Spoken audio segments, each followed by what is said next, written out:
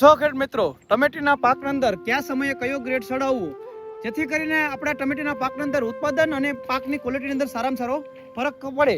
તો હું સંજય પટાટ, ખેડૂત એગ્રો સેન્ટર ગઢુ, અને મારી આ પહેલા તો જે મિત્રો આપણા વિડીયો પર નવા છે તે ચેનલને સબસ્ક્રાઇબ અને ફોલો કરી જેથી કરીને નવીનતમ વિડીયો તમને જોવા મળે. ટમેટી સોફો ત્યારે શરૂઆતની અંદર હ્યુમિક અને કાર્બેડિઝમ મેન્કોજેબ અથવા તો કોપરના ટવા આપો. ટમેટી 15 દિવસની થાય ત્યારે 1 એકરે 19-19 અથવા તો 28-28 2.5 થી 3 કિલો આપો. ફૂલ આવવાની અવસ્થાએ 1 એકરે 2.5 થી 3 કિલો 12-61 અને 500 ગ્રામ મિક્સ માઇક્રોન્યુટ્રન આનંદ શરૂઆતની અંદર 50 દિવસે 13-13 1 એકરે 2.5 થી 3 કિલો.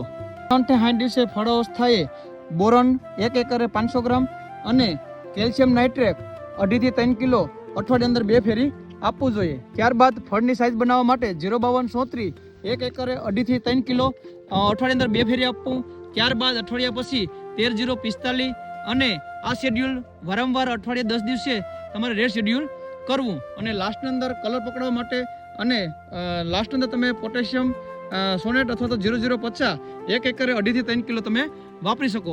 તમે ફોલો કરશો તો આપણી ટમેટી અંદર સારું એવું ઉત્પાદન અને સારી એવી ક્વોલિટીનો માલ આપણે બનાવી શકશું.